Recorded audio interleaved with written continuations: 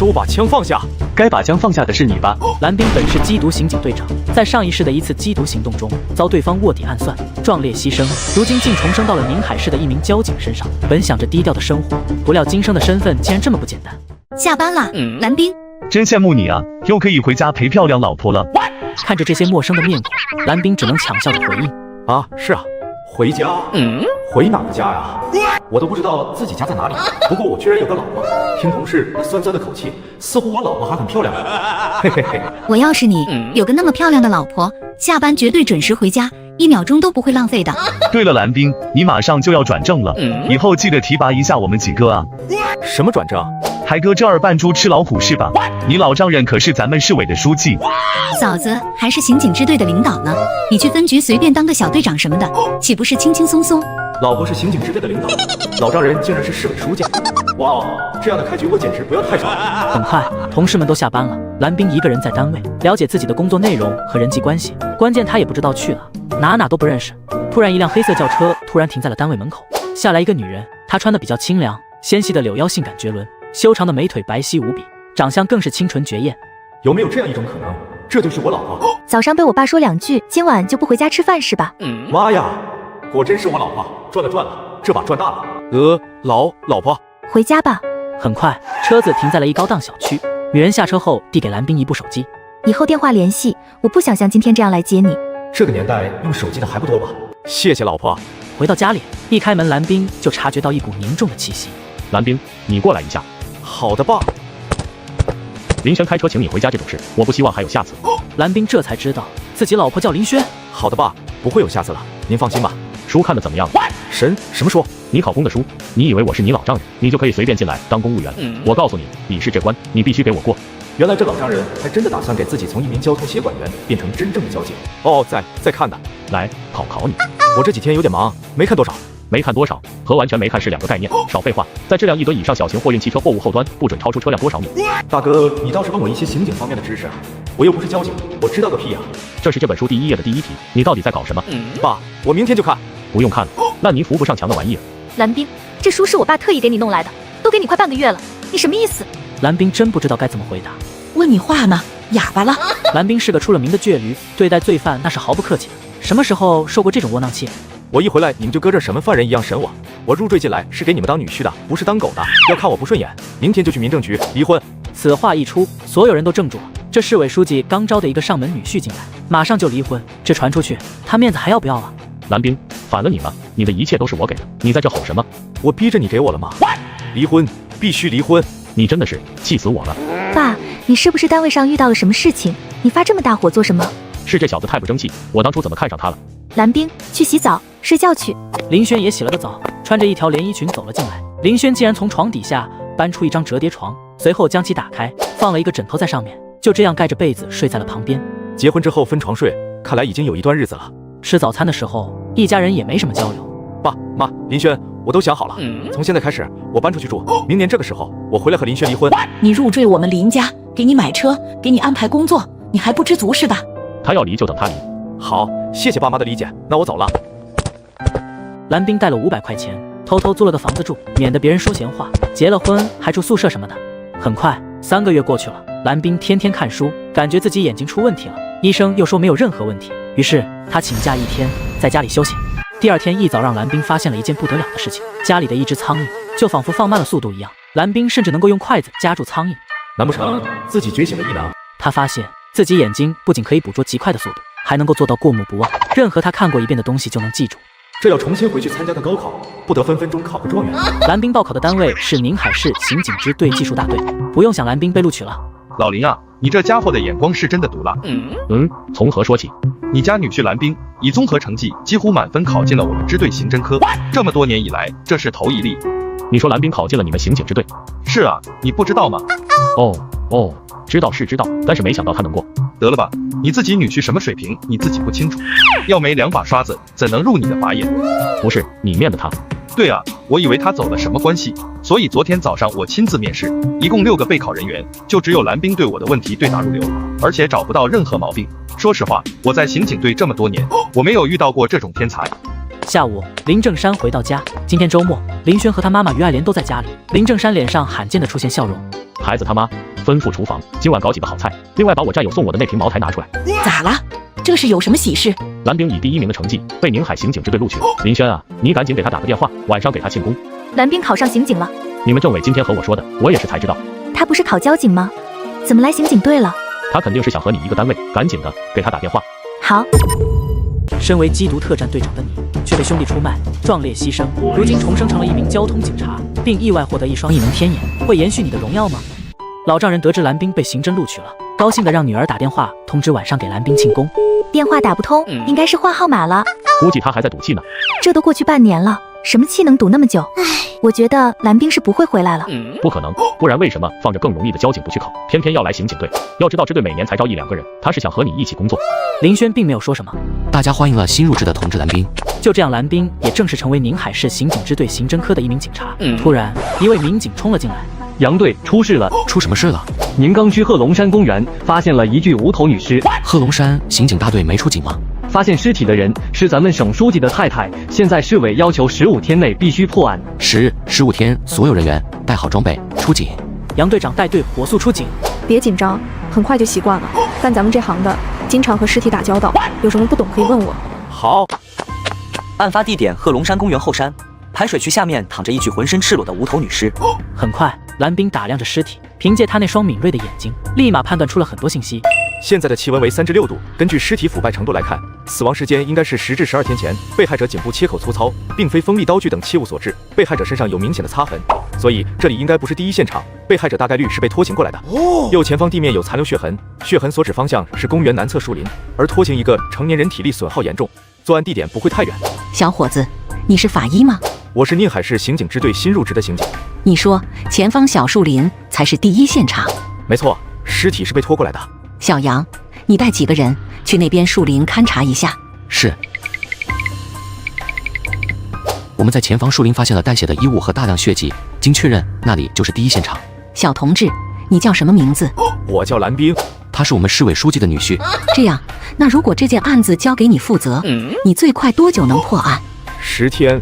这小子是初生牛犊不怕虎啊！蓝冰，这话你可不能乱说，你有几成把握呀？8成。说说原因。案发现场和抛尸现场距离不过300米，证明凶手大概率是临时犯案，而且被害人颈部的切痕也不是利器所为，很像是石头或者是别的不锋利器具。也就是说，这并不是一起有预谋的凶杀案。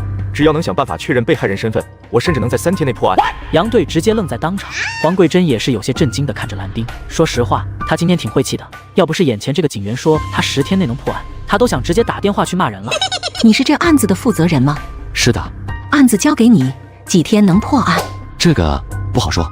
行了，你没把握，那就把案子交给有把握的人来。我今天心情特别不好，一大早的来你们宁海市就遇到这种晦气事。既然你说你10天内能破案，那么我现在给你们支队长打电话，我让他把案子交给你负责。黄桂珍直接给蓝冰的领导打了个电话过去。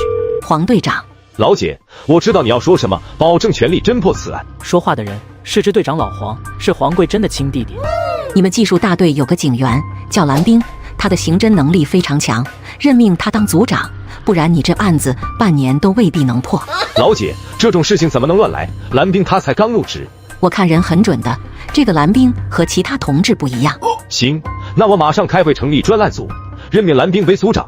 要是他办案能力不行，我立马换人。好，就这样吧。林正山任宁海市市委书记6年，凶杀案一起接着一起，而且几乎就没有成功破案的，都成了悬案挂在旧宗室。现在倒好，省委书记的老婆来宁海市采购东西，居然还遇到了这种事。书记，出事了！又出什么事了？省委夫人要求把本案交由一名刚入职的同志负责，他还立了军令状，表示10天内保证破案。新同志，和你女婿一个名字，蓝冰。胡闹！他以为他是什么名侦探，还是福尔摩斯，还10天破案，疯了吧？但省委夫人很看好他哦，还亲自给刑警支队长打了电话。您也知道，支队长是他弟弟。马上把林轩叫回来，让他去盯着蓝冰，这不胡来吗？是。无奈之下，杨健立马召集队伍，针对2.13排水渠无头女尸案，任命蓝冰为组长。各刑警大队、派出所、办案民警一律听蓝冰指挥。我除了拥有专业的刑侦知识外，还有一项任何人都不具备的异能，我这双天眼能看破一切。嘿嘿，抛开这些思绪，蓝冰专心将思绪放到破案中来。没多久，林轩来了。指挥中心让我来辅助你办案，你现在需要些什么？尽管开口。林队啊，你让支队派警犬队过来，协助寻找被害人头颅，这是重中之重。好，我立马安排。被害人尸体已经被抬了出来，法医正在对尸体进行初步尸检，办案民警也在现场拍照记录。被害人身高在155左右，体重90斤上下，肚子上有妊娠纹，初步判断已婚，生过孩子，手指上戴的金戒指还在，所以凶手的杀人动机不是财杀。另外，被害人双手比较细腻，不像是从事劳力活动的人群，再加上这克数不低的金戒指来看，被害人的家境应该很不错。如果不是谋财，那凶手的杀人动机就有可能是情杀、仇杀。结合被害人情况来看，奸杀的动机很大。当务之急是找到被害者头颅。蓝队，你认为被害人头颅会在哪里？跟我去第一现场看看再说。头颅大概率在那附近。林轩颇感诧异，这和半年前的蓝冰有着天壤之别，难不成他真的可以10天内破案？千禧牌的内衣，几百块一件的内衣，普通收入人群一般不会买。可以说，这个被害人很有钱。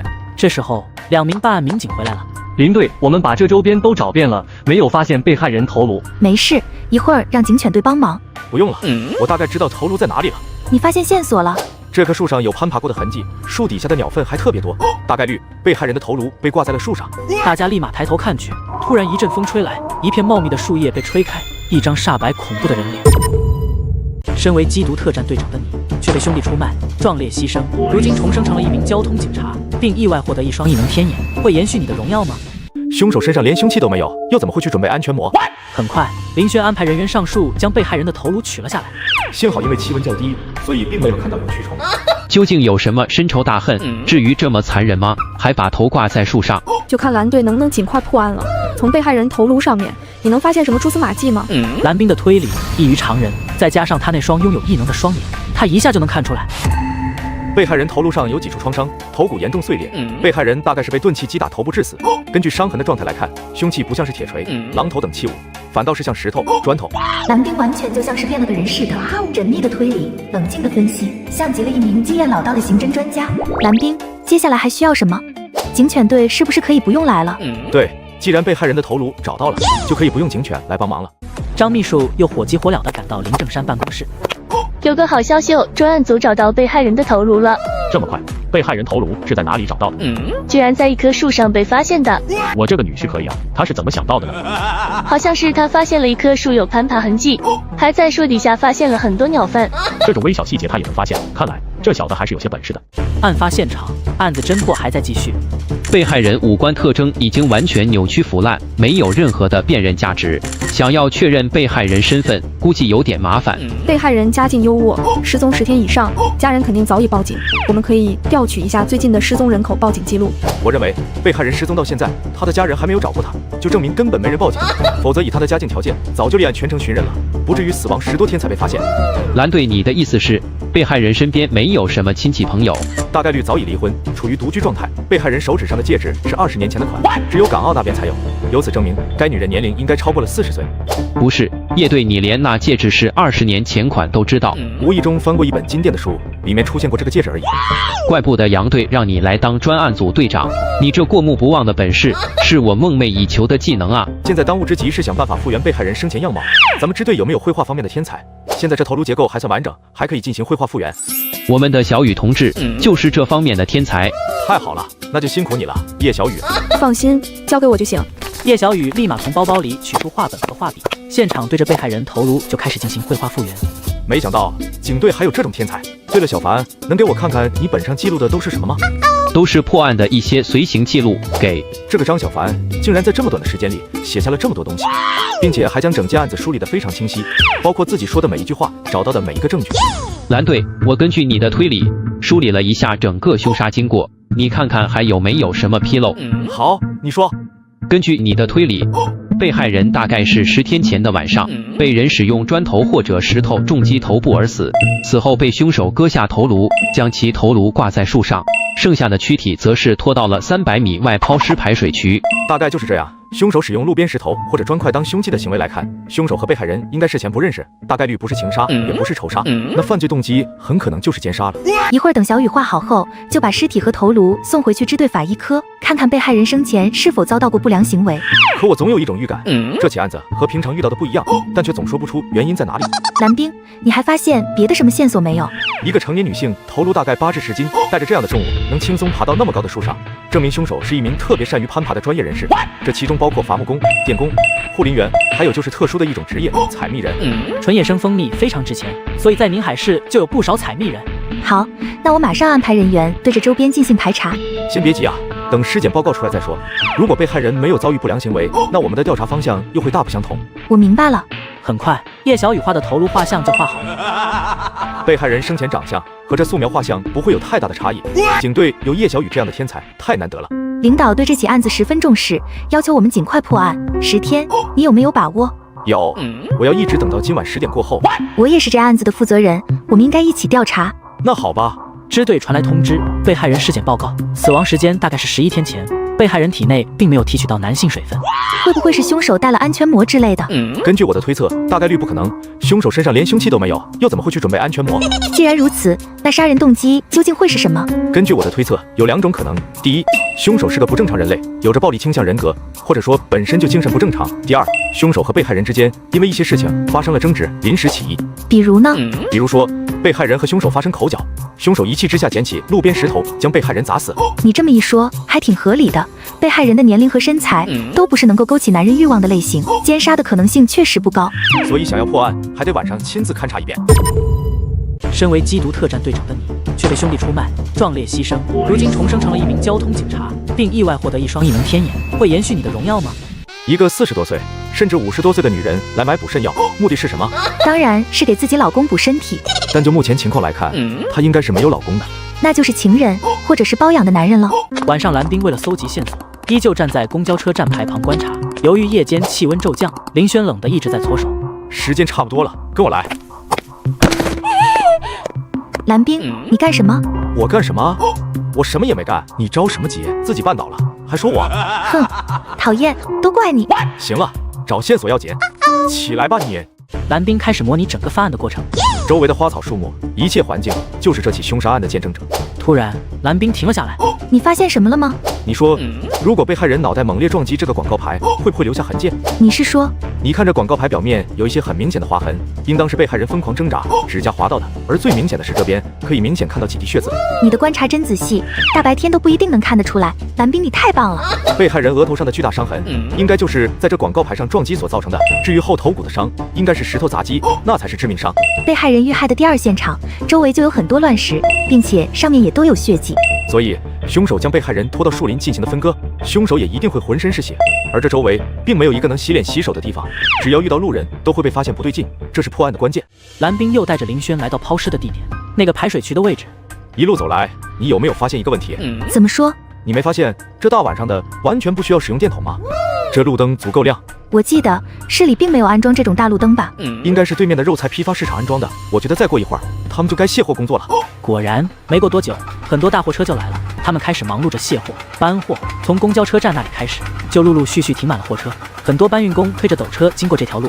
这就是我一直坚持到现在的原因。凶手根本不可能在这么多人眼皮下行凶，唯一人少的时候就是下午6点过后到晚上10点这段时间。而10点前，公交车站都很多人，也就是10点到11点。由于地理位置的特殊性，这周围一天24小时几乎都有不少人。你还记不记得20天前下过一场大雪，全城实行了3天的停工？可尸检报告说被害人死亡时间在10天左右，这相差太远了。尸检报告不一定完全准确。我现在突然想起来，被害人身上为什么会出现那种疮疤？那是冻伤。你的意思是，被害人实际死亡时间是在20天前？没错，20天前全城停工是完全有可能不存在目击者的。如此一来，这一切的异常就都能解释得通了。究竟是什么人会在全城停工、外面大雪情况下出来呢？并且此人善于攀爬，有暴力倾向，精神应该不是很正常。一般来说，冲动时候情绪失控，喝酒或者是吸食面粉。对，凶手很有可能喝了酒。并且这个凶手乍一看好像挺聪明，烧衣服，把头挂树上，分开躯干，不如直接挖个坑吧。现在凶手大概情况我们分析差不多了，下一步就是确认被害人身份。现在时间也不早了，要不等明天我们再来吧。我先开车送你回去。不用了，我今晚住单位。好，那我送你到单位。来到干部宿舍楼下。今天辛苦你了，领导让你跟我办案到这么晚。蓝冰现在如此的陌生，都是父母的排挤，自己的冷漠造就了他，婚后连手都没让他牵过。哎，我又怎么能指望他把自己当妻子？不辛苦，这是身为一名警务人员的职责。倒是你多穿点，别着凉了，这案子指望你呢。放心的领导，10天之内我一定破案。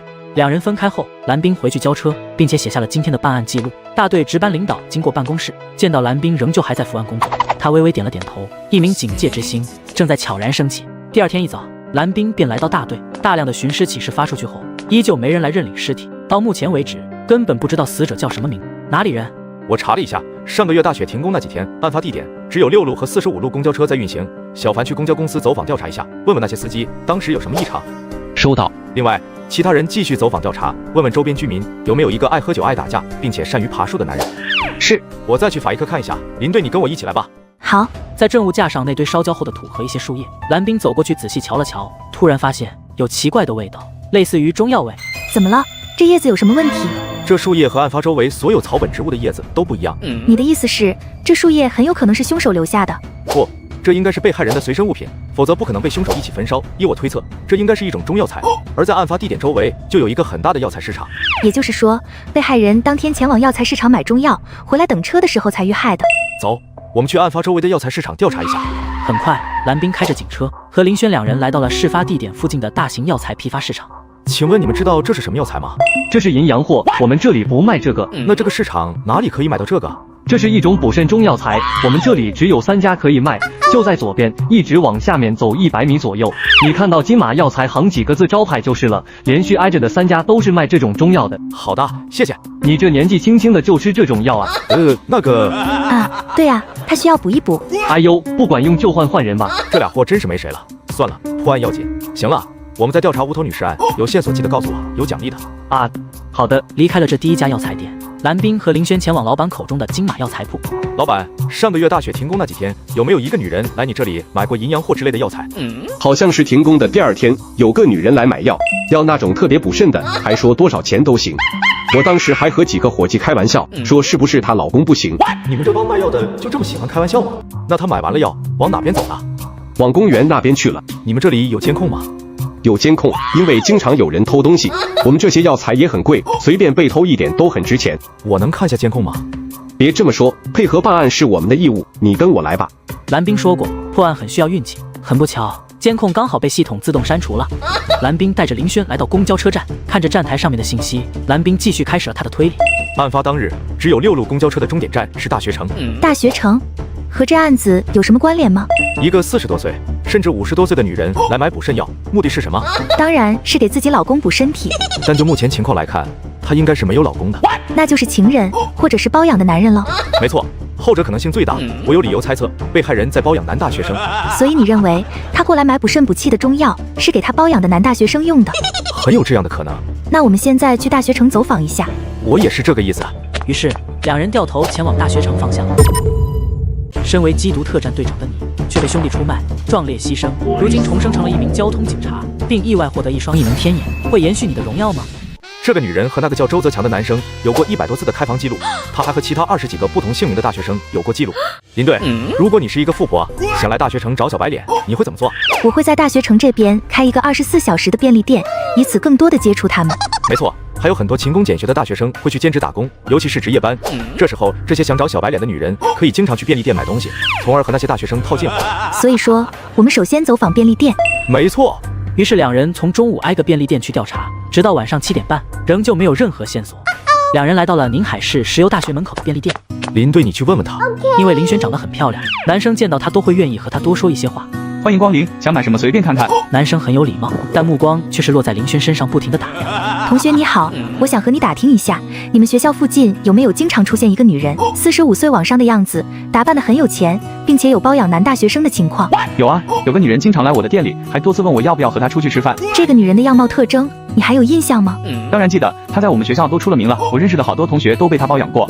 她身高估计1.55米左右，不算胖，头发是那种烫过的卷发，脸上有很多坑坑洼洼的痤疮，鼻子很大，说话也很大声。那这个女人有多久没有出现过了？好像快1个月没见过了。你最后一次见她是什么时候？20号那天晚上吧，她过来我这里买那个安全膜，还问我哪种安全膜最舒服。那她当时身边有什么人跟着她吗？当时倒是没人跟着她，但她是从那个竹宜宾馆下来的，和她一起去宾馆的是我一个同学。当时我们都在开玩笑，说第2天的买猪腰子补了。你们这个同学叫什么名字？他叫周泽强，是动力工程系大2的学生。好的，谢谢了。没关系，我们学校的校花也估计这位女警司十分之一美啊，嘿嘿。林轩离开便利店，和蓝冰说明了情况。看来这就是我们要找的被害人了。这多亏了你，你是我见过破案能力最专业的人。当初让你当交通协管员，真的是浪费了你的才华。别这么说，身为一名刑警，我要尽最大努力破案。我们先去卓一宾馆查一下开房记录吧。这年代正是国家人才稀缺的时候，对于大学生的保护还是很注重的，所以身份登记是必要环节。在调查了开房记录后，蓝冰锁定了一个叫刘桂红的女人。这个女人和那个叫周泽强的男生有过100多次的开房记录，她还和其他20几个不同姓名的大学生有过记录，但从上个月20号之后就没有一次的开房记录了。这太过分了吧？不过这大概率就是咱们要找的被害人了。蓝冰立马拿出警务通，输入女人的身份证号码。刘桂红，48岁，南云人，登记的常住地址是宝安区龙华路27号。常住地址离这70多公里，这就解释得通为什么刘桂红要经常住宾馆了，因为方便她和这里的大学生搞事情。这个女人也太疯狂了吧！哎，你好，这个刘桂红你应该比较熟悉吧？啊，是的，她是我们这里 VIP 中 P， 怎么了？她遇害了。啊，你们有什么要问的，我全力配合。她是不是很有钱？岂止是有钱，我亲眼见过她提着一个口袋，里面全是钱，至少有10万。她和什么人有过节吗？他身边全是那些高大威猛的男学生，而且他都不把他们当人的。有一次他当着我们的面打了人家50几个耳光，还让他跪下认错，这种侮辱谁受得了？是那个叫周泽强的男生吗？对对对，就是那个男生，他很高大的，1.85米以上，长得贼帅。好的，谢谢你的配合。走出宾馆，蓝冰深吸一口气，今天的一天的调查总算没有白费。林队要辛苦你回大队一趟了，你召集专案组，把今天的工作总结一下，然后想办法联系这个刘桂红的家人，让他们过来进行 DNA 比对，一定要尽快确认被害人身份。那你呢？我继续调查一下那个叫周泽强的男生。这种事情交给其他办案民警做不行吗？你昨晚就没睡几个小时，今早6点钟一直到现在，你打算今晚继续通宵？那好吧，你安排2个办案民警，现在就调查一下周泽强，我现在跟你一起回大队。好，我马上去安排。第二天一早，蓝冰便来到了支队主持会议。刘桂红有个弟弟，3年前因为抢劫入狱，档案里存有他的 DNA 信息，现在已经将被害人的 DNA 送去和他的弟弟刘桂云进行比对，相信很快就会出比对结果。蓝队，周泽强在20天前就离开了学校，理由是回家看病。20天前，也就是案发后的1-2天，这的确很可疑。确实很可疑。我让林队交代你们的那几个重点，你们调查了没有？都调查清楚了，这个周泽强喜欢喝酒、抽烟，因为酒后打架还被记过处分。那他体能怎么样？攀爬能力如何？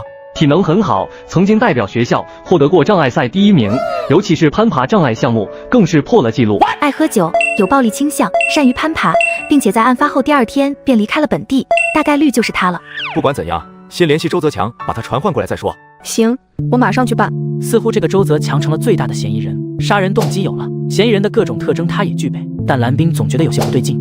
蓝队，这个叫周泽强的，大概率就是这个凶手没错吧？目前来说，他有这个嫌疑，但我觉得他多半不是凶手。你想想，一个为了钱可以卑躬屈膝给刘桂红跪下让他领乳的男人，为什么在杀了刘桂红之后不拿走他的财物？他身上的金戒指经过鉴定价值6000多，我们1年的工资也买不到。有没有种可能，周泽强杀人之后过于紧张导致的？根据我掌握的情况来看，凶手杀人之后非但不紧张，反而如同没事人一般。他的目的只是想杀死被害人，并不是为了钱财。此言一出，张小凡瞬间恍然大悟。对了，小凡，我让你去公交公司调查司机，你查的怎么样了？当班的司机恰好因为肾结石住院去了，明天才会回来上班，所以调查只能明天再去。好的，辛苦了。接下来这案子需要做的就是一个等字。这时技术科传来消息，经过 DNA 比对，确认了刘桂红和刘桂云的亲缘关系，并且在刘桂红的常住地址里，警方找到了一个保险柜，里面发现了30多万的现金和25根小黄鱼，还有4个存折，户头竟然还有200多万的存款。这个叫刘桂红的女人究竟是什么来历？怎么会这么的有钱？最离谱的是，她在公安系统里显示的未婚也没有子女的记录，但尸检报告显示她是生过孩子的。那这孩子又在哪里呢？孩子父亲又是谁？种种的疑惑都需要一步步去解决。身为缉毒特战队长的你，却被兄弟出卖，壮烈牺牲，如今重生成了一名交通警察，并意外获得一双异能天眼，会延续你的荣耀吗？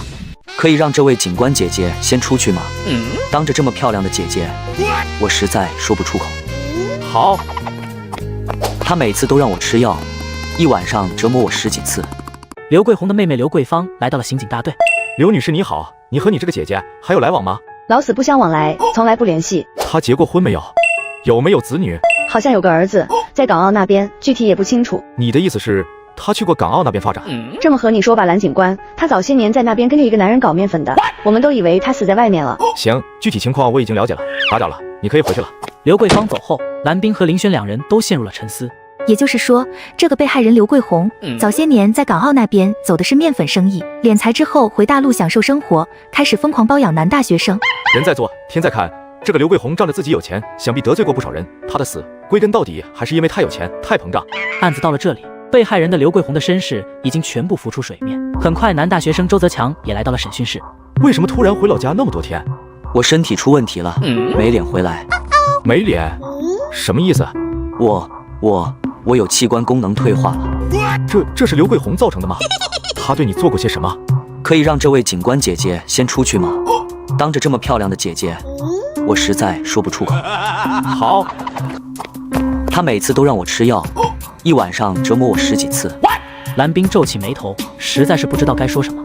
他是按次数给你钱，还是包月制？1个月2000。2000？你就拿你的身体来开玩笑吗？你交代一下，案发前一天晚上，你和被害人都做了些什么？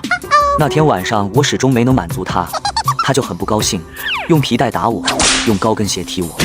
蓝冰继续对他进行了半个多小时的审问，过程中也并没有发现任何疑点。林轩随后也派出专案组进行调查，结果是嫌疑人周泽强所说全部属实，他并不具有作案的时间。案发到现在已经过去了4天了。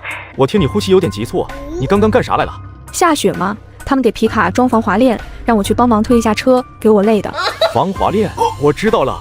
凶器不是什么石头，而是车子防滑链的铁锁。小雨，林队，跟我去法医科，快！蓝冰直接将锁头放上去一比对，不偏不倚，刚好和伤口重合。林轩和叶小雨两人都惊住了。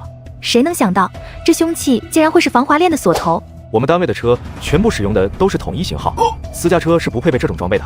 你是说？对，大雪，封路，人少。正适合要钱的人去市场收一些不正当的红利。这年代能进体制内的基本上都是关系户。我们暂时别打草惊蛇，林队，明天你和我再去药材市场调查一下。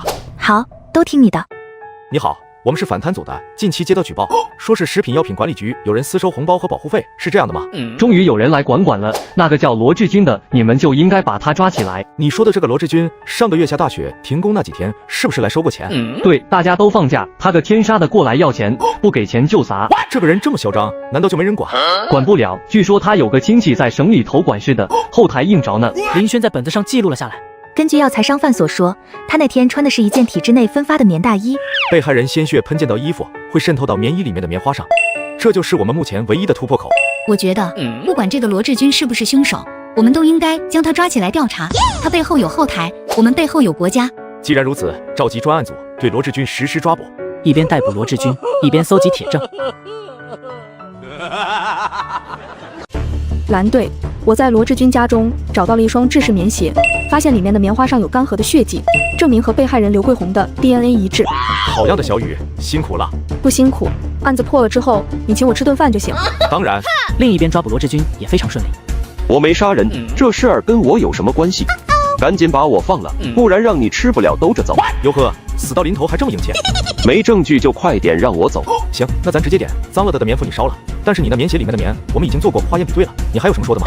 我在大记忆恢复术的帮助下，嫌疑人罗志军交代了一切。杀人动机居然是一点鸡毛蒜皮的事。双方办完事在药材市场门口碰见，被害人想出钱让罗志军开车送他回大学城，罗志军说不差这点钱，还有事送不了，就因为这点事先是吵架对骂，最终上升到厮打程度。不过也能理解，这两人脾气都不好，都不是什么善茬。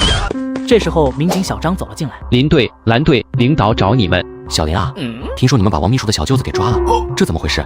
他就是213无头女尸案的犯罪嫌疑人，我们已经有了确凿的证据。你们这么快破案了？之前没有确凿证据，我们都没有汇报。这是我们在罗志军家中找到的犯罪证据，他鞋子里血渍提取的 DNA 正好和被害人的 DNA 一致。太好了，你们俩可真给咱们支队长脸。另一边，市长办公室。市长告诉你一个好消息，213无头女尸案成功破案，嫌疑人已经抓获，证据确凿。这个蓝冰还真神了。你女婿能不神吗？行了，多做事，少拍马屁。张秘书刚走，省委书记亲自给林正山打了个电话。林市长，你这个女婿真不是一般人啊！让贵夫人受到惊吓是我的失职，10天内破案是我们对夫人能表示出的最大的态度。我家老伴对你女婿可是夸赞有加啊，我们会持续关注他的。于是两人一番客套，电话也就挂了。在铁证面前，罗志军招了供，案子也就结了。晚上蓝冰请大家吃了火锅。这次能够破案，多亏了专案组大家的通力配合。叶小雨，这杯敬你。最后要不是你，我们还真就没办法给罗志刚定罪。哪有？我这也是受你的启发。我觉得这一杯，你第一个应该敬林队。对，林队才是我们的第一功臣。他作为领导，每天跟着我奔赴现场办案，多支持我的工作啊！没有他，这案子没那么容易解决。是啊，林队才是我们最坚强的后盾。我们敬林队。别拍了你们，就是蓝冰功劳最大，大家一起来。希望我们这个集体能够再接再厉，同时也希望我和蓝队能够一直搭档下去，力破更多悬案疑案。案子破了，大家也算是一个小小的庆功宴。明天开始，组员也要好好休息2天。人始终不是机器，劳逸结合才能更高效的侦破悬案。身为缉毒特战队长的你，却被兄弟出卖，壮烈牺牲，如今重生成了一名交通警察，并意外获得一双异能天眼，会延续你的荣耀吗？蓝冰，你快看这儿！哎呀呀！蓝冰也是一惊，这也太疯狂了吧！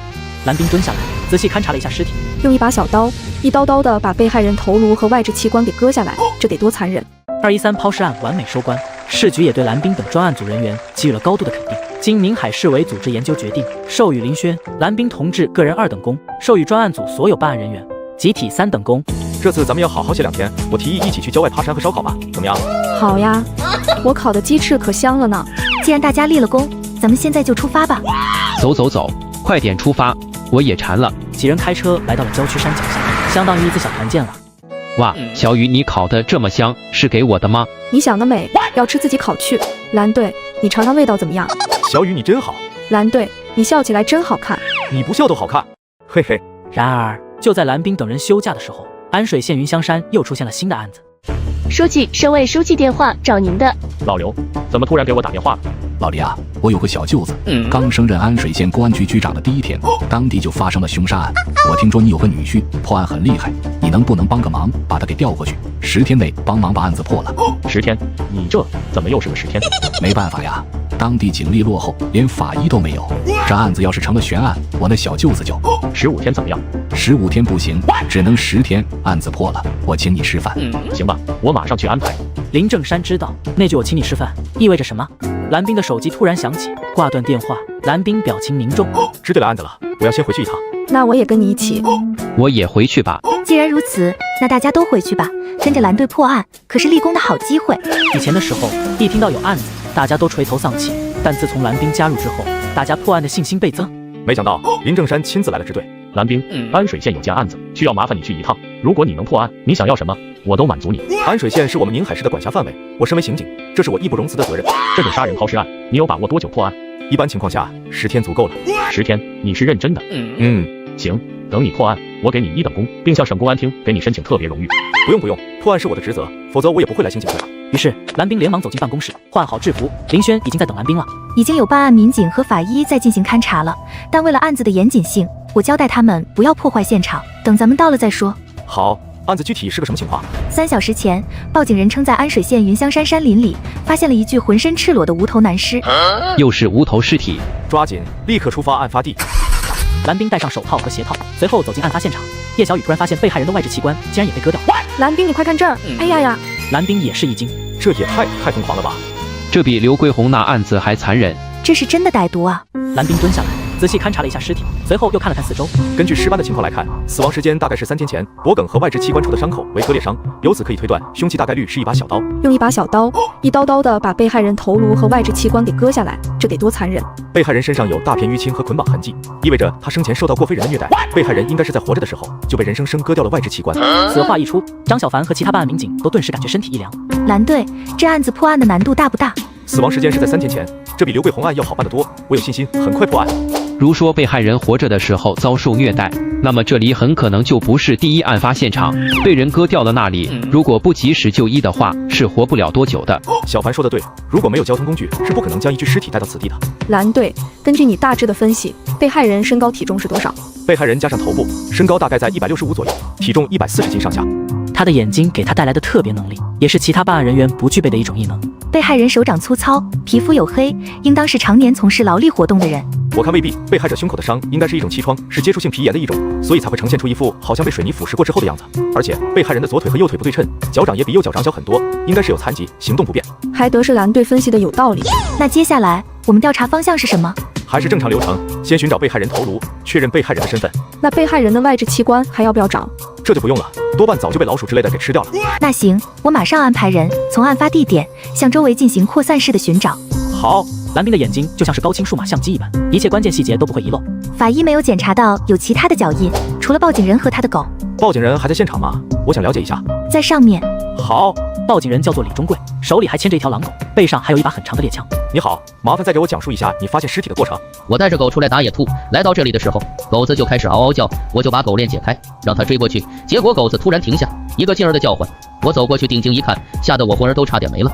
凶手基本上不可能将被害人头颅扔在这附近，从他选择的这个抛尸地点来看，就证明他智商并不低。晚上，蓝冰还在办公室分析案子，林轩走了进来。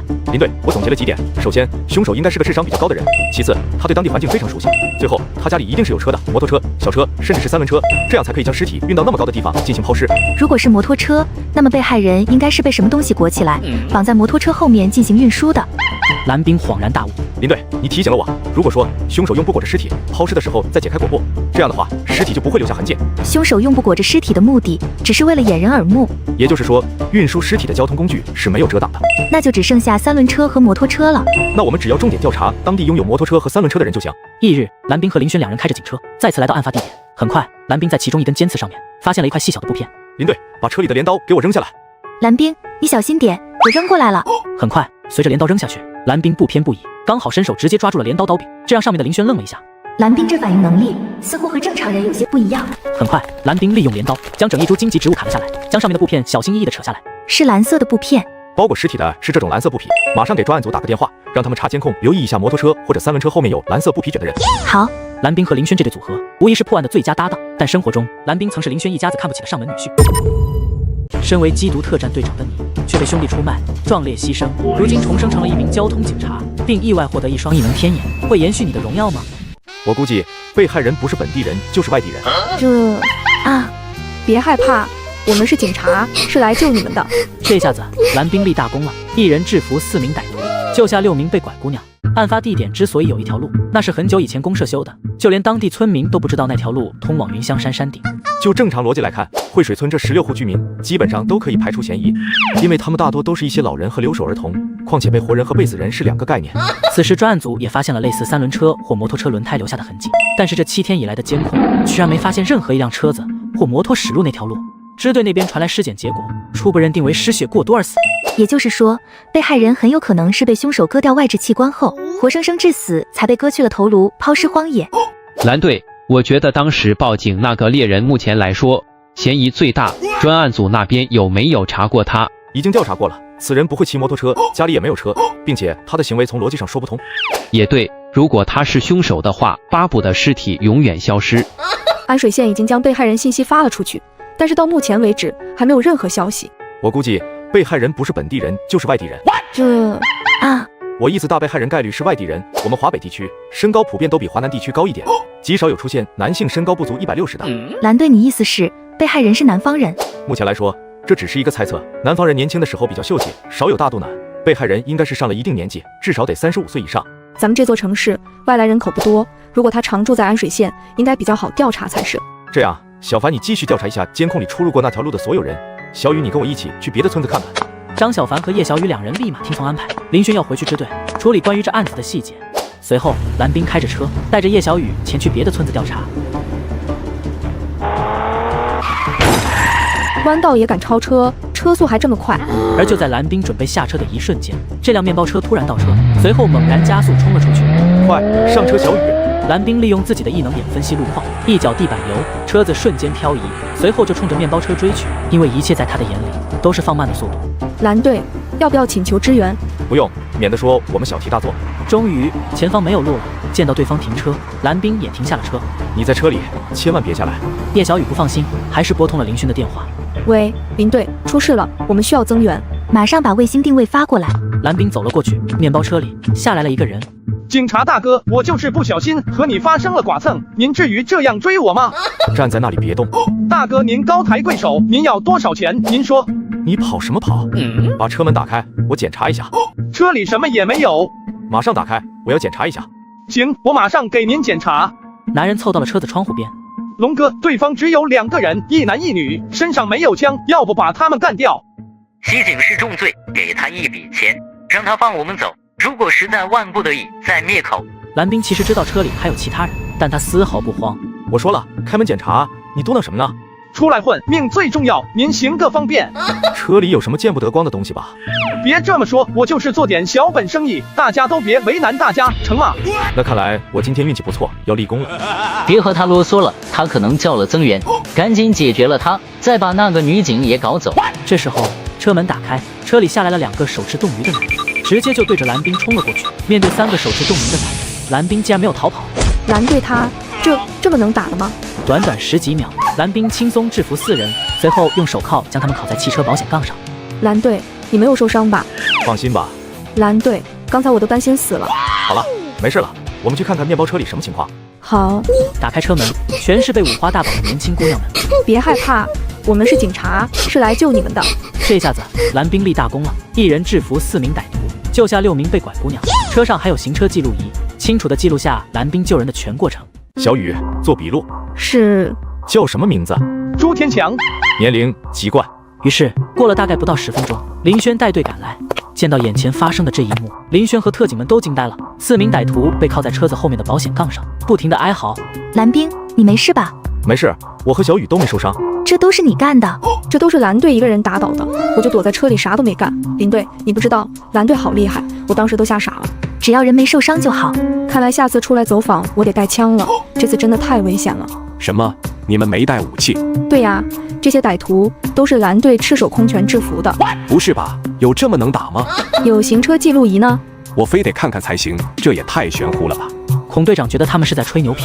蓝冰，现在指挥权交给你。所有人听令，云香山无头男尸的案子先放一放，我们还有更重要的任务。所有人立刻将这些歹徒押上车。这时候林轩才注意到前方的面包车里还有一些女孩。蓝冰，这是怎么回事？这6名女孩都是他们拐卖来的，刚好被我们遇到。是啊，蓝队一个人和4个歹徒搏斗，成功救了6名女孩。蓝冰，你立大功了。林队，我们还有一个行动，据歹徒交代，还有一伙人贩子将会在明晚10点前往双凤山码头，至少还有5名以上被拐卖女孩在他们手里，我们必须将其全部营救出来。我知道了，我马上打电话给我爸的秘书。市长，您的女婿出事了。出什么事了？蓝冰在调查云香山无头男尸案的过程中，无意撞到了一伙拐卖少女儿童的歹徒。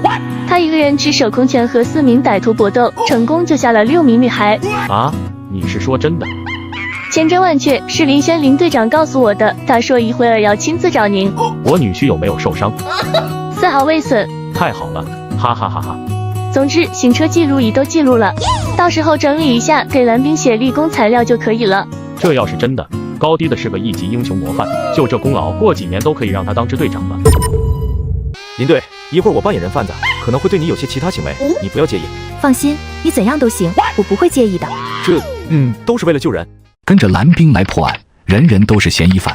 很快，蓝冰等人回到了宁海市公安局，正巧林轩的父亲林正山也在。蓝冰，好样的，我真为你感到骄傲。林叔叔，时间紧任务重，我当场对人贩子朱天强进行了审问。据他交代，明天晚上还有另外一伙人贩子将会在双凤山码头接头，至少还有5名被拐少女在他们手上。我请求市长给我权力，我要把被拐少女全部救出来。林正山怎么也想不到，当初自己瞧不起的上门女婿，居然这么的优秀。他现在肠子都要悔青了。你说你要多少人？有什么计划？给我配备一支训练有素的特警作战队，30人足够，前提是100%服从我的指挥。30人够不够？要不给你多配点？不用，30人足矣，多了反而会出问题。可是你怎么保证被拐少女们的安全？歹徒很可能鱼死网破，如果撕票的话，那这个后果可就……林叔叔您放心，我已经计划好了。人贩头目朱天强答应帮助我协助营救被困少女，前提是戴罪立功，免除死刑。我明白你的意思了，这任务你要是完成了，我去给你申请1级英雄模范奖章，但是切记，一定要保证被困人员还有你们自身的安全。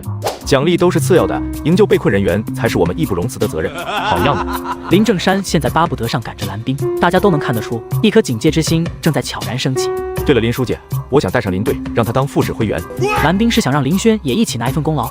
蓝冰，叔叔当初那样对你，是叔叔的不对，现在你还能想着我女儿，叔叔很感激。不，此次任务我必须要林队的帮助，林书记不必多想。蓝冰，我只有一个女儿，不管是你还是林轩，都不能少一根手指头，你明白我的意思吧？林书记您放心，我以性命担保，绝不会出事的。蓝冰来到审讯室，给歹徒朱天强带了一瓶酒。这次任务要是完成，这瓶酒我就赏你了。多谢大哥，你要我做什么，我全力配合。现在打电话给船老大，就说你们10点钟过去，让他们接应。行，没问题。蓝冰将电话交给朱天强，很快给船老大打了个电话过去。喂，刘哥，我这边搞定了，6个姑娘都漂亮的很，今晚10点钟码头见啊。这么多，都是原装的吗？是不是原装的？你一会儿自己看看不就知道了吗？嘿嘿嘿，也成就当是活动筋骨了。刘哥，你可不能乱来啊，原装的很值钱的。行了，别贫了，赶紧送过来。挂断了电话，朱天强看着蓝冰点了点头。大哥，我搞定了。行，咱们也出发。于是蓝冰亲自驾驶朱天强的面包车，后排坐着4名持枪特警。一会儿到了，我会想办法制服那名手持来扶枪的家伙。一旦成功，你们立马冲出来，听明白没有？蓝队，这会不会很危险啊？放心吧，你们队长打架厉害得很，要不是对方有枪，我觉得他一个人都能搞定。很快，面包车就抵达了交接地点，码头停着2艘船。蓝冰利用自己的异能眼注视着一切。喂，龙哥，我到了，把车开进来啊！我看到你们了。好嘞。挂断了电话，蓝冰在距离4个黑色人影10米左右的时候把车停了，随后示意朱天强一起下车。哟，刘哥，想死你了！蓝冰拿着一盒烟上去发烟，来到那名拿来扶枪的人面前，突然，全部不许动！此刻，面包车里特警们瞬间冲了出来，冲锋枪直接对准了所有人。都别动，双手抱头，趴下！蓝冰这时候立马拿出对讲机，任务完成，都过来吧。很快，林轩带队赶赴现场。接下来就是最后的营救了，希望能够圆满完成任务。别给自己太大压力，我相信你。如果情况合适，明晚我想让你和我演一出戏。怎么演？你扮演被拐卖的姑娘，我扮演人贩子。好，我相信你。说完，蓝冰便去找朱天强。明天晚上来的那群家伙，你认不认识？就认识其中一个，我们叫他独眼哥。那这个独眼哥认识你的其他小弟吗？不认识。行，我知道了。喂，林轩，怎么样了？所有歹徒都被我们控制了，任务一切顺利。太好了，你和蓝冰注意安全。接下来就等明天了。如果能成功营救出所有被拐人员，那这将成为宁海市今年以来最有功绩的一件大事。第二天，现在距离接头还有3个小时。蓝冰和林轩说着计划。林队，一会儿我扮演人贩子，可能会对你有些其他行为，你不要介意。放心，你怎样都行，我不会介意的。都是为了救人。很快，朱天强手机响了，果然是独眼打来的。强哥，我们快到了，还是以前那里是吧？对啊，我都等你老半天了。你要美女，我要赚钱，速度点背。行，10分钟后到。一辆白色面包车缓缓驶来，蓝冰见状和朱天强使了个眼色，于是3人就走了出去。独眼哥，好久不见。强哥，你哪里搞的？太极品了。行，可以，真漂亮。这位大哥，你不厚道，你的姑娘们呢？你这小老弟真不懂事啊！阿彪、阿军，把人都带出来吧。走吧，进屋里再说。也是，外面不方便。然而他不知道的是，这一切都是蓝冰给他布置的陷阱。此时特警队已经在屋子里埋伏好。强哥，我们现在可以交换姑娘们了吧？好啊。独眼示意5名女孩走过去站成一排。小老弟，把这女人给我背，我先检查检查。好啊，她现在就是你的了。随即，无数特警冲了进来。都老实点，不许动。30名特警冲上去，把他们全部按在地上，很快就用手铐铐了起来。林轩立马跑过去安慰那些女孩，并且帮他们把胶布撕掉。指挥中心，我是019任务小队，019营救被拐人员任务圆满完成，5名被拐人员全部获救，没有人员伤亡，没有人员伤亡，汇报完毕。喂，林轩。爸，告诉你一个好消息，任务圆满完成，5名被拐人员全部救出，抓获4名持刀歹徒，没有任何人员伤亡。好，太好了，你们太棒了，我去支队等你们回来。很快，蓝冰等人带队回到了宁海市公安局办公室里。林正山听了蓝冰讲述的整个行动过程之后，激动地亲自给蓝冰倒茶。蓝冰，好样的！明天我就亲自给你打报告，给你申请英雄模范奖章。什么也别说了，我给你和林轩放1星期假，你们好好休息。那不行，云香山的无头男尸案，我才答应得10天破案，因为这件事耽搁了，还不知道能不能准时破案呢。这案子咱们可以缓一下。没事，破案要紧，等破了云香山的案子，再好好放个假休息一下吧。辛苦了，蓝冰。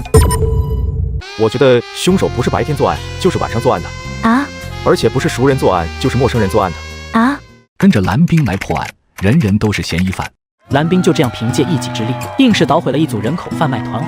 整个宁海市，蓝冰还是第一个拿到这枚奖章的人。很快，蓝冰还要继续投入到云香山无头男尸案之中来。1天后，蓝冰和林轩骑着摩托再次来到了安水县，因为他们打算来一次犯罪模拟。一会儿我们模拟一下凶手的犯罪过程，我当凶手，你当被害人。好。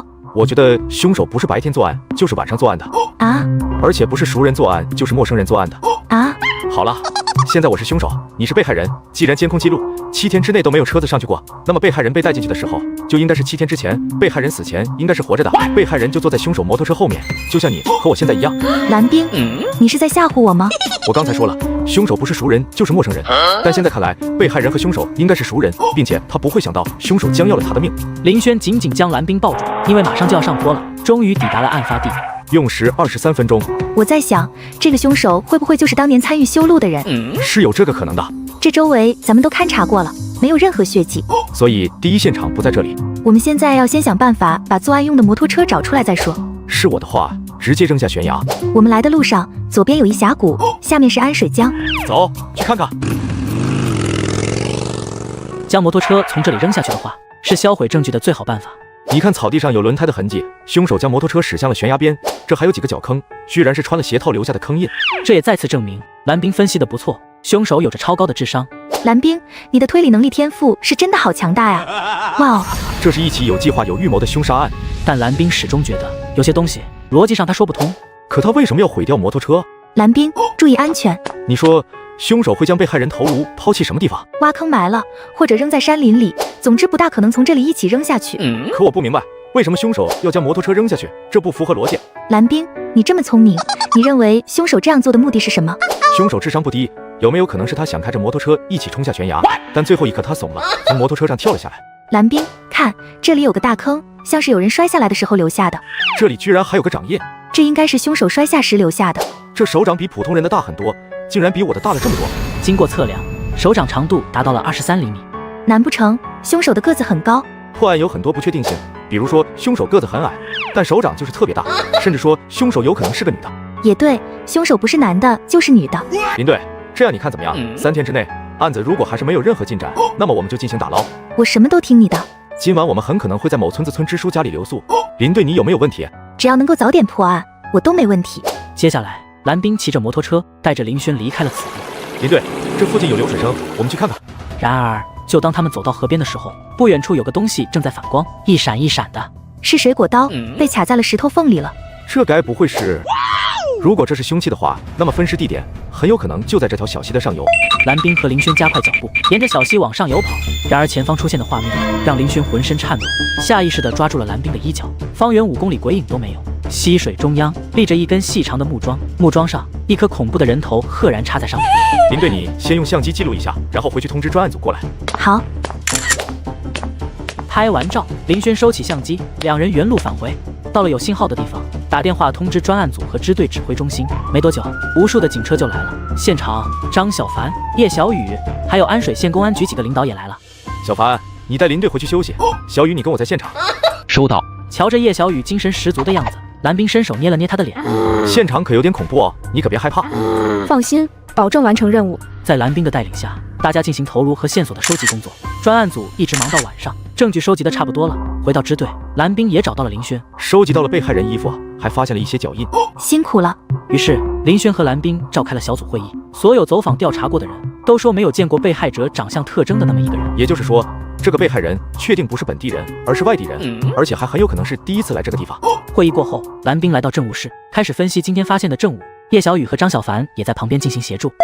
现场发现的鞋印经过测量，尺码在48码左右，皮手套的尺码也相对普通的要大很多，所以我觉得嫌疑人身高得有1.9米以上。没错，回来的时候我去店里问了一下，发现这种大小的摩托车手套是买不到的，基本上都要定做。我有个问题，万一这个头颅不是之前那被害人的头颅怎么办？头颅取下的组织已经送往支队进行 DNA 比对了，而且发现的衣物尺寸大小和被害人身材基本一致，这基本上不会有错。这个问题暂时先放着，当务之急是找出被害人身份。对，这才是至关重要。叶小雨打开蓝光手电筒，仔细检查被害人头颅，头部没有任何创伤，脸上也没有其他伤痕。被害人牙龈有过出血迹象，临死前应该经历过可怕的折磨。被害人很有可能被凶手活生生割掉了外置器官。来，让我看看，被害人喉咙两侧未见线样体器官，应该是做过扁桃体摘除手术。这项手术价格昂贵，如若不是危及到生命，普通老百姓不会去做的。必须马上送支队法医科进行详细尸检才行。行，我立马安排人将头颅送往支队。好，今天先这样，大家都休息去吧，辛苦了。目前来说，国内可以做扁桃体切除手术的大城市并不多，完全可以通过医院的手术名单进行调查被害人身份了。不得不说，蓝冰的这双异能眼睛是真厉害。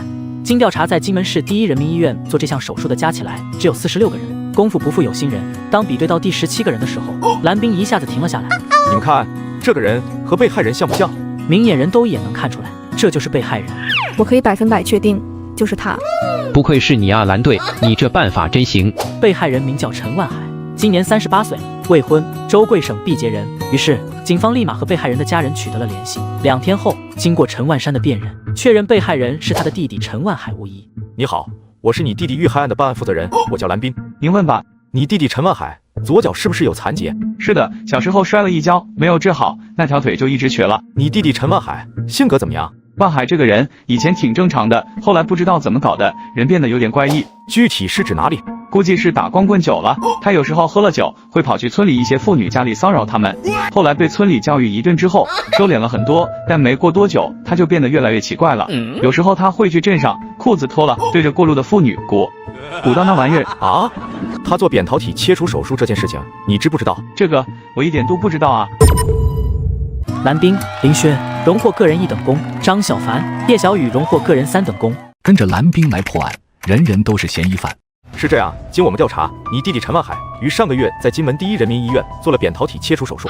这件事我没听他说过。你这边有没有你弟弟单位的联系方式？有，我有他们赵主任电话。那行，你现在打个电话，问一问你弟弟是什么时候离开单位的，又有什么人跟着他一起离开的。好，我马上打。您所拨打的号码是空号。看来这个单位有必要好好调查一下才行。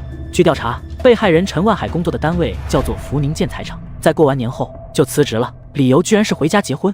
这个陈万海好端端的为什么突然辞职？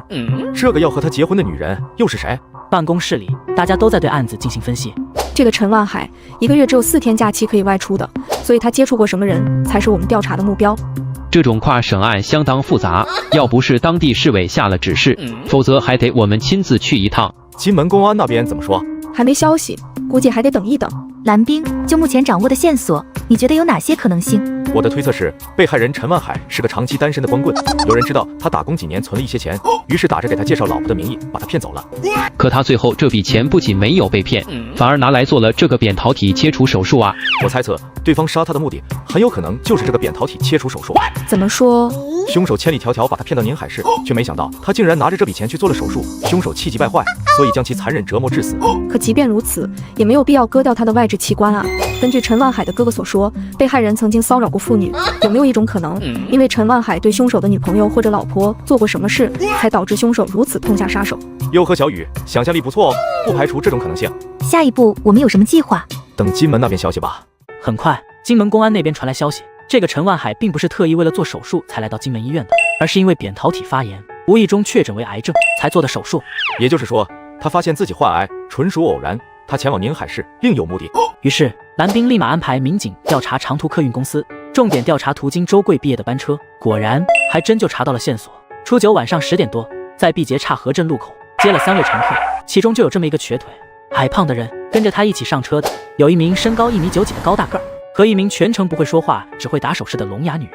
我猜测被害人陈万海应该是在休假期间结识了嫌疑人，嫌疑人找来了一名装聋哑人的女人，然后对陈万海实施诈骗。意思是，凶手打着给陈万海介绍聋哑女人当老婆的幌子，将他骗到了宁海市。没错，凶手一开始就是2个人。根据调查，附近几个村子都没有这么高的男人，所以熟悉当地地形的应该是那个女人。也就是说，这个女人就是这3个村的村民之一。大概率没错了。不仅如此，我认为这个陈万海应该和那个聋哑女人发生过什么，所以 A 某才会如此丧心病狂，牺牲了自己女人，最后还骗不到1分钱。可想而知他有多气。小雨，你越来越会了啊，和我想的基本上一样。跟着你久了，肯定越来越像你啊，嘻嘻。一会儿还得辛苦你根据大巴车司机的描述，把凶手大概的样子画出来。放心，保证完成任务。没多久，蓝冰将叶小雨画出来的画像进行打印，随后让办案民警对这2位嫌疑人进行全县通缉和悬赏。古宋村村民宋高义前来提供线索。我们村有这么一名女人，符合嫌疑人的特征，名叫宋小梅，很多年前就嫁到州贵省毕节市。蓝冰立刻带着专案组来到古宋村进行调查。蓝队，这里有大量血迹，虽然有被清理过的痕迹，但血液依旧到处都是，尤其是墙壁上喷溅的血迹十分明显。蓝冰仔细检查了一下，发现厨房房顶上的横梁有绳子勒过的痕迹，厨房的灶台下面有一大捆尼龙绳，绳子上有很多血迹。这里大概就是第一现场了。凶手将被害人绑着吊起来，割掉她的外置器官。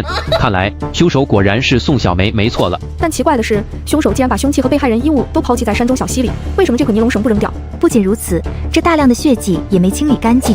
这个问题就只有抓到嫌疑人再问个清楚了。小张，你们马上把血迹采集下来，送去支队进行 DNA 比对。我们回去立马对宋小梅实施抓捕。收到。有了确凿的证据，对宋小梅实施通缉。然而宋小梅竟然还在宁海市，在妇幼保健医院被捕。他跑，他追，他插翅难飞。知道我们为什么抓你吗？知道，我们杀了人。为什么要杀他？人不是我杀的，是胡海贵。胡海贵是谁？我在贵阳认识的一个男人。他不是你老公？我老公被他杀了。这些年我帮着胡海贵杀了太多的人，我每天都在做噩梦。这下子我终于可以解脱了。胡海贵现在在哪里？4级宾馆。蓝冰随后看着林轩，两人眼神交流了一下，林轩便立马出去了。交代一下整个事情的缘由吧。去年胡海贵回来和我说，这个陈万海存折里有1万把块钱，要想办法把他弄了，所以就让我假扮聋哑人和他相亲。接着说。于是我们按照计划，胡海贵让他来我老家见一下父母，给8000块礼钱，就可以把我带走了。来到了宁海市，胡海贵让他去取钱，他说取钱可以，不过要看我们的诚意。什么诚意？他想让我陪他1晚上。那陪他了吗？赔了。快结束的时候，他把安全膜给摘了，说想让我给他生个娃。胡海贵知道了这件事之后很生气，他说等钱搞到之后，要把陈万海碎尸万段。可是据我们调查，那笔钱他拿去做手术了。是的，那晚之后，胡海贵就失去了理智，他让我将陈万海骗到老家，让他生不如死。之后的过程和蓝冰推理的基本一致，蓝冰立马给林轩打了个电话。情况怎么样？嫌疑人已经被我们抓到了，正在回来的路上。太好了。我这边也已经全部交代了，但是牵扯到另外20起命案。好，我知道了，马上回来。胡海贵已经落网，那案子意味着就可以结束了。这起302云香山无头男尸案最终告破，嫌犯落网的消息也是第一时间传到了市长林正山那里。蓝冰、林轩荣获个人1等功，张小凡、叶小雨荣获个人3等功，专案组所有成员获得集体3等功。是时候摆个庆功宴了。被害人为女性，尸体被分成41块，包括被害人的内脏、四肢都是完整的。唯独不见的是被害人的头颅。跟着蓝冰来破案，人人都是嫌疑犯。云香山无头男尸案告破，蓝冰拿了1等功。宁海日报也刊登了他的传奇事迹。林正山让林轩今晚回家吃晚饭。林轩，你和蓝冰两人现在是什么情况？你们是一起同居在外面吗？我们早就分开了，手都没牵过。什么？你们结了婚，办了喜酒，手都没牵过？那你俩以前住在家里怎么睡觉的？我睡地上，他睡床上。哼，混账！你气死我了！怪不得人家蓝冰对这个家一点感情都没有，怪不得直接提出离婚，怪不得一直没把自己当父亲来看。是你提出分床睡的，还是他？是我。好啊，现在我才知道，这是不怪人家蓝冰，反倒是你不把他当丈夫看，他又怎么会把咱们当亲人？爸，你觉得你有把他当女婿看了吗？人家蓝冰明明是刑侦天才，你却让他去当交警。他当初离开林家，你挽留过吗？你现在学会和我顶嘴了是吧？现在蓝冰立功出名了，你又觉得对不起人家了。要是他没有考上刑警，没有立功，你还会把他当女婿吗？1年期限快到了，我和蓝冰说好了，到时候就离婚。你要是敢和蓝冰离婚，这个家你就别待了。林正山，你疯了！林正山，你冷静点，日子还没到。你如果真的为孩子们考虑，你就打个电话给蓝冰，或者亲自去找他，好好谈谈。总之我不管，我告诉你林轩，蓝冰这个女婿我要定了，我不会让你们离婚的。简直不可理喻！事情闹成这样，林正山无奈地摇了摇头，林轩也直接出了门。老林，我觉得你还是找蓝冰好好谈谈吧。也只好如此了。时间很快过去，1年期限已到，蓝冰正在资料室整理资料。蓝冰，你来我办公室一趟。是，林书记。今天我过来是想亲自给你说一声谢谢，在10天内完成了破案。林书记言重了，这是我的职责。蓝冰，今晚你和林轩一起陪我去河省纪委书记吃个饭，怎么样？林书记，此事怕是有些不妥吧？并无不妥，你最近立了很多功，这是领导点名要见你。是。饭局上出现了很多其他领导，这些人都是蓝冰一辈子无法接触到的。省纪委书记还亲自和蓝冰喝酒，林正山开心至极。吃完饭回到林家楼下，喝得醉醺醺的林正山竟然搭着蓝冰的胳膊，宛如两父子一般，拉起了家常。林书记，时间不早了，我就先回去单位了。这么晚了，就住咱们家就行了。再说了，你喝了酒不能开车。没关系，我打出租车就行。赵家河河滩，市政规划准备在那里修建一个大型造纸厂。然而，工人在清理河滩的时候，竟然发现了一个蛇皮袋，里面居然是一具高度腐烂的尸体。市委办公室，规划局局长就在林正山办公室里发牢骚。咱们宁海市怎么老是出这种案子？赵局，你觉得这件案子该怎么处理？我可听说你有个女婿破案非常厉害，你把他安排过去负责怎么样？我女婿刚刚立了大功，还没喘口气，这以后只要是案子都让我女婿去办，那不把他给累死了？除了你女婿，其他人办案我都信不过。1个月他要能把案子破了，我亲自给他写推荐信。听到这句话，林正山脸色稍微有些变化。行，有你这句话，我现在就去安排。赵局走后，林正山拿起电话正准备打给蓝冰，却不料秘书走了进来。书记，您女婿来了。来的正好。林书记，蓝冰啊，都是一家人，别这么见外，快坐下。林书记，我就不拐弯抹角了。我想今天和林队把离婚证办了。这个没问题啊，但是现在有一个比这件事更重要的事情，我需要你去做。只要是我工作范围内的事情，我义不容辞。你说对了，刚刚接到电话，四方县有一起棘手的案子，我需要你立即前往侦破。是。于是林正山当即将此案交给蓝冰负责，并且安排林轩和他一起侦办，目的是让两人多点相处。现在气温回暖，这具尸体可不像之前遇到的那样，听说已经长蛆了。预计40分钟后能抵达，先让那边的办案民警保护好现场。放心吧，已经让指挥中心通知了，你没到现场，他们什么也不会动。很快，蓝冰等人抵达了目的地，这味道简直是绝了。还没有走到现场，老远就闻到了一股臭味。林队、蓝队，先带我们去案发现场看看。是在前方河滩的芦苇荡里，有一白色蛇皮袋鼓鼓囊囊的躺在那里，微风吹来，传出阵阵恶臭。这袋子里应该还装了不少石头，你们把袋子割开，将尸块和石头分开装进证物箱里，我去勘察一下周边情况。6点钟上游的闸口要放水，必须抓紧点时间。闻言，林轩立马安排办案民警去处理，蓝冰则是对周围环境进行了一番勘察。怎么样，蓝冰？这里不是第一现场，让大家伙儿都撤走吧。好。蛇皮袋是从上游冲下来的，第一现场应该在距离此地至少2公里外的地方。蛇皮袋冲到此处应该有1个星期左右了。也就是说，1个星期以前，凶手把被害人杀害分尸装进蛇皮袋，扔进河里，不料被大水冲到此处，卡在了芦苇荡里。那蓝队，你能根据尸体判断出死亡时间吗？很难，哪怕是法医也无法给出准确答案。不知道法医那边拼接的怎么样？去看看吧。被害人为女性，尸体被分成41块，包括被害人的内脏、四肢都是完整的，唯独不见的是被害人的头颅。辛苦了，怎么又是无头尸体？我也是醉了。随后，蓝冰蹲了下来，对尸块进行仔细的勘察。骨头切口部分平整，但周围有碎裂痕迹，证明凶器大概率是斧头、砍刀等利器。蓝队能不能大概看出被害人的身高和体重？身高大约在160左右，体重和年龄无法估测。看臀部有块纹身。你不说，我还真没看到。一般来说，什么人会把纹身纹在臀部？正常情况下，没人纹这里吧？你说这个女的会不会是灰色技师？不排除，毕竟在这个年代，思想没有那么开放。很快，小雨将纹身画了下来。蓝队，我们要不要调警犬队过来，在这周围寻找被害人头颅？这次怕是不用了，被害人头颅大概率是找不到了。虽然找不到头颅，但别的东西却给蓝冰提供了线索，那就是这些鹅卵石。你们说凶手为什么要用鹅卵石当重物填充？因为案发周围没有其他比较大的石头，只有这些鹅卵石。没错了，凶手抛尸的位置一定有很多鹅卵石，而上游的位置哪个地方这种石头比较多？上游4公里左右，桥底就有很多鹅卵石。那行，我们现在就去那个位置瞧瞧。蓝冰等人来到了河流上游4公里处的一河滩的桥下。正常的一个流程，凶手应该是把人杀害分尸之后带到此处，然后去下面的河岸边收集鹅卵石，将鹅卵石放进蛇皮袋和尸块填充好之后，将袋口扎紧，然后从桥上抛下去。收集鹅卵石的工具应该是一把大铁铲，有铲过的痕迹，却没有任何的脚印。凶手做事比较谨慎，想来又是一起有计划、有预谋的杀人分尸案。凶手当时很从容，不担心被人发现。意思是凶手很熟悉这里的环境？有可能凶手不是本地人，就是外地人。怎么说？本地人都知道这个开闸放水的时间，如果等水闸关闭之后，尸体一定会搁浅被人发现。如果凶手是外地人的话，那么被害人也有可能是外地的了。所以这次我没立军令状，直觉告诉我这案子有点麻烦。你要干嘛？别过来啊！你过来我就砍死你！蓝队，你小心啊！跟着蓝冰来破案，人人都是嫌疑犯。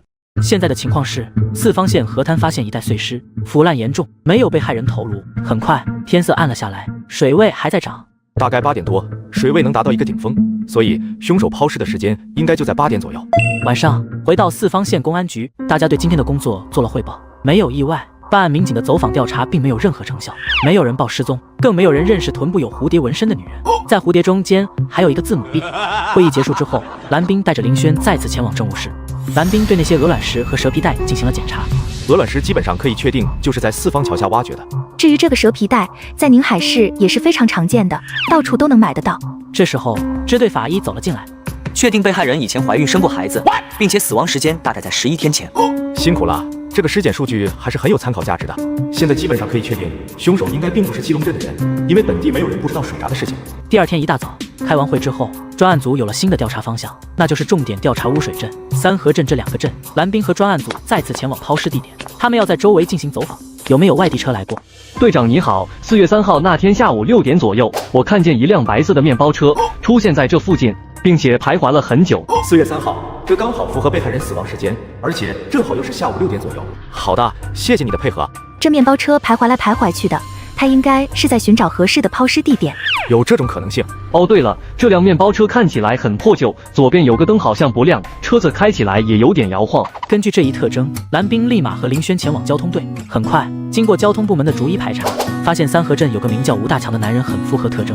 他开的面包车是2手的，同样也坏了一个车灯。走着。好巧不巧，这时候的吴大强刚好开面包车回来。吴大强当即刹车，随后下车，一个劲儿的跑。他跑，他追，他直接钻进了三河镇市集的巷子里，一溜烟就没影了。然而就在林轩分心的时候，一个影子突然出现。站住，别跑！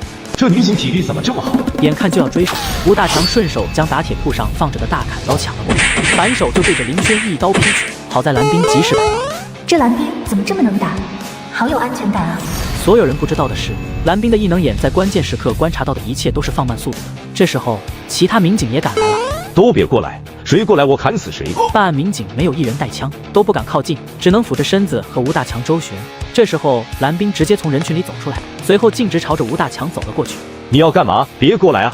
你过来我就砍死你！蓝队，你小心啊！吴大强迎着蓝冰就砍了过去，然而蓝冰只是脑袋微微一偏就避开了攻击，随后顺势一个过肩摔，直接将吴大强摔倒在地。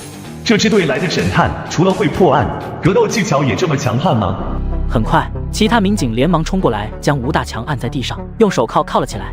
林轩看着巷子里有个监控探头，他一会儿必须将蓝冰英雄救自己的画面拷贝下来才行。蓝冰，你这功夫是哪里学的？林队，下次抓捕歹徒的事情，你以后不能参与。你什么意思？我不想你受伤。我知道了。破案这条路上没你不行，你要是有个3长2短，咱们这支组合可就得散了。下次遇到这种事情，咱们不要追，知道吗？知道了。这还是蓝冰第一回见到林轩笑，不得不说，他笑起来真的很清纯，让人有种初恋的感觉。很快回到三河镇派出所，叫什么名字？你们抓我，不知道我叫什么名字吗？我再问一遍，叫什么名字？吴大强，年龄籍贯，还有常住地址。44岁，宁海市人，常住三河镇大坎村坡上小组26号。知道为什么抓你吗？我偷了东西。听到这句话，蓝冰和林轩表情变了。你偷什么东西了？铁路局的钢材。听到这个回答，蓝冰和林轩2人意识到情况不对。经过蓝冰的审讯，确认了吴大强并不是赵家河碎尸案的凶手。很快，办案民警将吴大强的另一名同伙，也就是铁路局的出纳员一并抓获。虽然破获了一起盗窃案，但案子的线索也直接断了。傍晚，林轩和蓝冰2人坐在村口的石头上吹着风。蓝冰，你说，要是我们1个月也无法破案的话，后果会怎么样？后果就是嫌疑犯依旧逍遥法外，而我们只要尽力就好。要是我有一双天眼就好了，这样我就能找到所有的罪犯，把他们都抓起来。有时候，即便你拥有了一双天眼，大多时候也无能为力。假如你有了一双天眼，你会用来干什么？我尽量不让自己走上违法犯罪的道路。一般来说，案子到了这个地步，已经毫无头绪，那么想要破案，唯一的办法只有猜测。蓝冰干脆让自己的想法更大胆一些。有没有可能这个纹身并不是被害人的喜好，而是一种标记或者符号呢？比如说，主谋迫使手底下的女子做灰色技师，并且还要求他们所有人都要在臀部纹一个一样的图案，避免与其他同行因为抢生意发生矛盾。晚上，专案组就此事展开了讨论。咱们是不是可以去论坛、网络上发帖，寻求网友的帮助？这个提议好，立刻去做吧。好嘞。果然，没过2天，其中有一个匿名网友的回答引起了张小凡的注意。他声称03年的时候，曾经在沿海的建阳市洗浴按摩，见过臀部上有蝴蝶和字母 B 纹身的女人，而且还不止一个。当时洗浴中心所有的技师身上都有这种蝴蝶纹身。实际上，这种所谓的洗浴按摩就是那种灰色的吧？这个网友还真可以，都被他见过了。所谓的灰色技师，就是可怜的失足女们。言下之意就是，该网友经常在建阳市做活动，并且见过大部分灰色技师身上这个蝴蝶和字母 B 的纹身。如果该网友说的是真的，那么这条线索将会十分的重要。建阳市距离宁海市大概有600多公里，那个地方鱼龙混杂，黑恶势力盘踞，背后隐藏着很多不为人知的东西。如果说被害人真的是一名失足女，那么这件案子的调查方向就得转移到建阳那边了。于是蓝冰继续让张小凡发帖，很快网友还说出了洗浴中心的地点，建阳市宝悦路的阿信大酒店，甚至在当地出现了所谓的暗号，晚上去看蝴蝶啊。他把被害人放床上做什么？应该是放床上进行2次侵犯，头部的血是侵犯过程中剧烈运动溢出来的，真变态。跟着蓝冰来破案，人人都是嫌疑犯。3天过后，案子有了新的进展。阿信酒店有一名女技师失踪了1个多月，而且身高、体型也比较符合被害人特征。这个失踪的女技师名叫王艳梅，今年27岁。蓝队比对结果出来了，确认被害人就是王艳梅。真的？千真万确。这次全靠你想出这个办法，要不然案子还真的无法突破。都是大家的功劳，我不过是提了个建议而已。通过走访得知王艳梅离婚后有个相好叫胡月清，蓝冰立即带专案组前往胡月清的老家调查。很快来到了胡月清的老家，来到院子里全是死鸡死鸭，发出阵阵恶臭，地上随处可见血迹，苍蝇蛆虫到处都是。大家小心，我感觉有点不对劲。蓝队有情况，一具脑袋被砍碎的女尸躺在地上，尸体腐败严重。眼前这一幕，所有人都瞪大了眼睛。蓝队这边也有。蓝冰连忙跑了过去。如果没错的话，这应该就是胡月清的母亲了。蓝冰随后带人上了2楼，一具男尸被人砍掉了4肢，躺在地上，脑袋被挂在屋子正中央的电灯上，嘴里还放着一封信。这具男尸如果没错的话，应该就是胡月清本人了。小雨去把信拿下来。张小凡，你去吧，我不太舒服。小凡，你念出来给大家听吧。大概意思是，我王艳梅被胡月清骗得离了婚，他说要和我在一起，结果才知道他有家室，并且把我卖到了老东家，继续做灰色技师，骗我感情又让我受尽凌辱，我要杀了他，他老婆还有他妈，不管谁看到这封信，就证明我复仇成功了。正在大家琢磨案子的时候，蓝冰就发现了端倪。怎么会有第5个人的脚印？怎么了，蓝冰？这血印的脚码大概在43码左右，而胡月清的脚码只有39，王艳梅还有另外2名女性脚码都在38以下，很明显，这里还有第5个人出现。难不成王艳梅还请了帮凶？根据死者身上的伤痕来看，基本上来自于同一凶器，因此动手者应该只有1人，并且这个第5人的脚印只出现在了这里，随后脚印的朝向就变了。会不会这第5人来拜访胡月清，刚好撞到了王艳梅杀人行凶，王艳梅将其当成了胡月清家人，一并追了出去？我猜测王艳梅最后被反杀，杀人者为了防止事迹败露，因此分尸抛尸。我立马安排人对这周围进行排查。办案民警在一处小树林发现了大量带血的衣物，并且还发现了那把镰刀。经过蓝冰勘查，确定这里就是王艳梅遇害的第一现场。根据现场情况来看，这个杀害王艳梅的凶手大概率不是胡月清的朋友或者亲人。没错，如果是胡月清的熟人，那么即便是他杀了王艳梅，那也是正当防卫。意思是凶手前往胡月清家中的目的不纯，对吧？我怀疑凶手是一名盗窃犯，借胡月清一家家境不错，遂入室偷窃，却没想到刚好撞见行凶后的王艳梅，如此阴差阳错，造成了现在的局面。我几乎可以确定，凶手就是方山镇的人。怎么说？我在被害人衣服上发现了一些煤岩石。煤岩石，这是干嘛的？煤岩石是制砖必须的原料之一，而政府为了发展经济、增加就业，在方山镇搞了个砖厂。意思是，嫌疑人不仅是方山镇人，还是砖厂的员工。不仅如此，凶手既然敢将尸体带回家分尸，那就证明他家里没有其他人，那就是独居单身汉。我马上安排人去大方镇砖厂拿人。砖厂单身汉，独居男性，鞋码43左右，并且大概率有盗窃前科，这目标已经非常明确了。很快，一名叫做孔庆成的男人成为了办案民警重点关注的对象。于是，蓝冰亲自带队前往孔庆成家中进行调查。这里会不会就是分尸现场？如果我没猜错的话，枕头上也有血。他把被害人放床上做什么？应该是放床上进行2次侵犯，头部的血是侵犯过程中剧烈运动溢出来的。真变态！蓝冰，我发现了这个。蓝冰听言立马走了过去。林轩在孔庆成家的柜子里找到了大量的黄色碟片。凶手应该可以确定了吧？这个柜子积满灰尘，但把手处却是干净的。嫌疑人这1-2天回来过一次，并且在柜子里拿过东西。也就是说，这家伙还没有走远。马上去对途经大方镇所有大巴进行调查，这是唯一离开本地的方式。果不其然，经过半天的调查，大巴车售票员吴某声称，昨天早上有一名符合特征的人上车买过票，目的地是北湖省，今天晚上8点到达。先联系北湖警方，提前在车站蹲守，看看有没有机会。北湖省汉武市便衣民警早已蹲守在车站附近，民警瞬间将目标锁定在了戴帽子的孔庆成身上，瞬间就冲上去将其制服。在铁证面前，他只能认栽了。林正山得知消息后，立马给林轩打去电话。林轩，晚上叫蓝冰回来吃饭，这下可以好好休息休息了，正好跟你俩好好聊一聊。好的，爸。蓝冰连续破了几起大案，身体确实有些疲惫，就答应了。他也正好回家跟林正山聊一聊和林勋离婚的事。蓝冰，我开车，咱们回家。好的，林队。